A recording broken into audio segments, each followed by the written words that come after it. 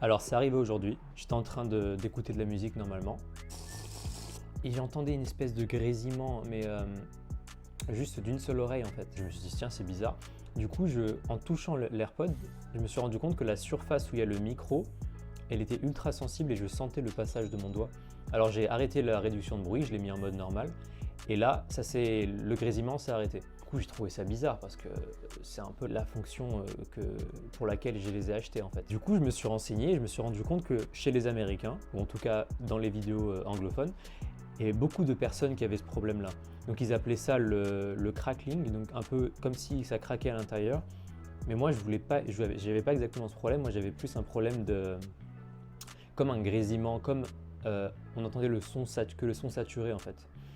Et de fil en aiguille, je me suis rendu compte que j'avais exactement le même problème qu'eux, c'est-à-dire qu'il suffisait que j'agitais ma tête et j'entendais le petit, comme s'il y avait une pièce à l'intérieur qui bougeait. À ça, tu rajoutais que quand j'écoutais de la musique avec des basses, les basses saturées, du coup ça faisait un bouf bouf à chaque fois. Moi, il faut savoir que ceux-là, je les avais achetés en août, donc ça fait moins d'un an, et en plus, j'avais pris la garantie. J'ai pris rendez-vous à la Fnac et je suis allé leur expliquer. Et du coup, sur place, ils m'ont dit en fait que c'était un problème qui était très récurrent parce qu'il y avait pas mal d'unités de ce produit qui étaient défectueuses sur une des deux oreillettes, donc moi c'était celle de gauche, et qu'ils allaient me faire un changement gratuit bien sûr, hors garantie.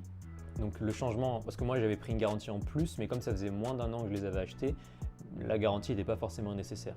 Du coup ils vont me faire un changement en plus. Je dois attendre 4 semaines, donc un mois, avant d'avoir les écouteurs réparés. Le truc c'est que comme on est pendant le confinement, la personne qui était au SAV de la Fnac m'avait conseillé d'aller directement en Apple Store pour qu'il me les remplace directement. Comme ça, j'avais pas besoin d'attendre. Le problème, c'est que pendant le confinement, les Apple Store ils sont fermés, malheureusement. Et du coup, voilà, j'étais obligé de directement aller à la Fnac. Donc, si c'est un problème qui vous arrive à vous maintenant, ça dépend quand est-ce que vous allez regarder la vidéo. Si c'est pendant le confinement, donc oui, je vous conseille d'aller directement à la Fnac. Si vous les avez achetés à la Fnac, bien sûr. Mais si c'est directement acheté chez Apple, vous devez contacter le SAV d'Apple. Ils vont vous poser quelques questions d'abord très simples du style est-ce que vous pouvez nettoyer un peu l'intérieur, est-ce que vous pouvez. Et après les quelques questions, ils vont commencer à vous dire vous devez envoyer le AirPod qui pose problème chez eux. Eux vont vous envoyer un seul AirPod, donc ça va être drôle parce que vous allez recevoir une boîte avec juste un seul AirPod à l'intérieur. Et en plus, vous allez payer 100 €.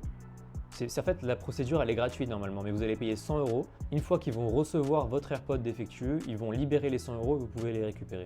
Donc c'est gratuit, mais c'est juste au cas où vous n'envoyez pas les AirPods. Enfin, le AirPod. Et voilà du coup comment régler ce problème. Moi je pensais que je pouvais le corriger tout seul, c'est-à-dire soit je pensais qu'il y avait un problème de mise à jour sur le téléphone ou un problème de mise à jour sur les AirPods, ou alors j'ai tout fait. Je les ai nettoyés, je les ai réappairés avec le téléphone.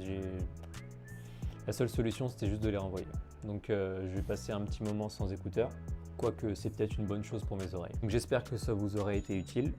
Et si vous avez un autre souci, n'hésitez pas à le demander en commentaire. C'est pas vraiment une chaîne sur la technologie, mais comme c'est un problème qui m'était arrivé et j'étais sûr que ça pouvait arriver à d'autres personnes, j'ai fait cette vidéo pour essayer d'aider. En tout cas, je t'hésite à passer un tour. En tout cas, je t'hésite à faire un tour sur la chaîne, tu verras sûrement quelque chose qui va te plaire et surtout, n'hésite pas de me dire si cette vidéo t'a aidé et t'a plu.